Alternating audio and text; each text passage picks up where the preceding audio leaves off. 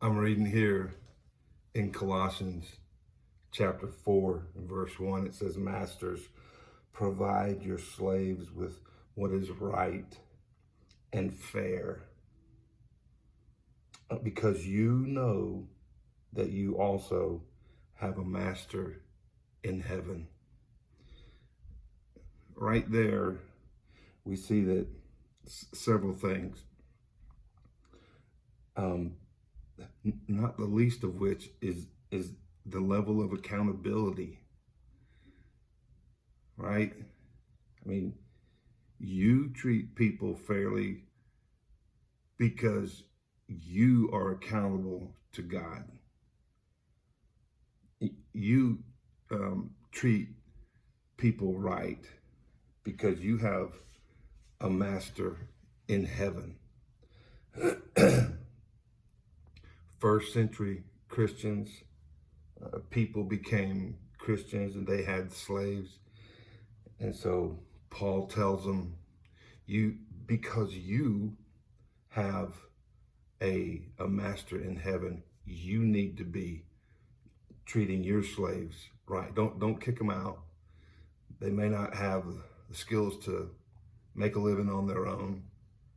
So keep them and treat them like a fellow heir in the kingdom of God, knowing that you have a master who is in heaven.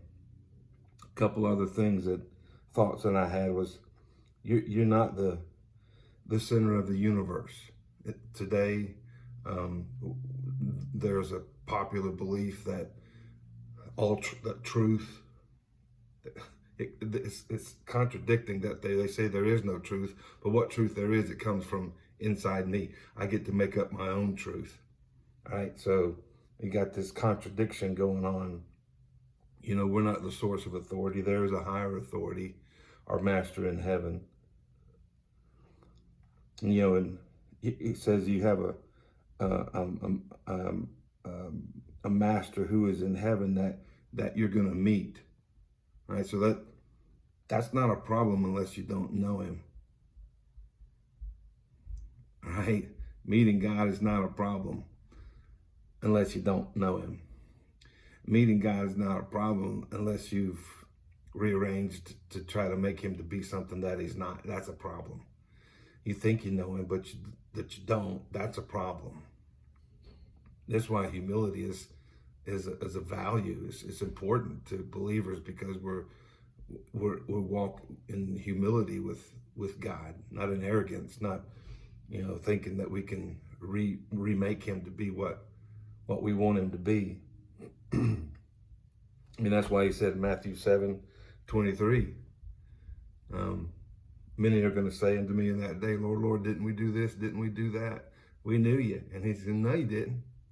You knew something about me, but what you call your relationship with me was, I didn't know you. You had a performance of some kind, but we never had a relationship. I never knew you. And so here we have, additionally, another thing here is that God is a moral God. His essence is that he's holy.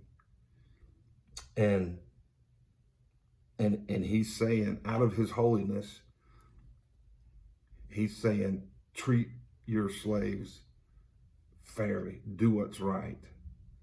So there's the moral component of who God is and how we ought to be treating others. So he's a moral and an ethical God, and justice is the outcome of who he is, and also justice should be an outcome of who we are.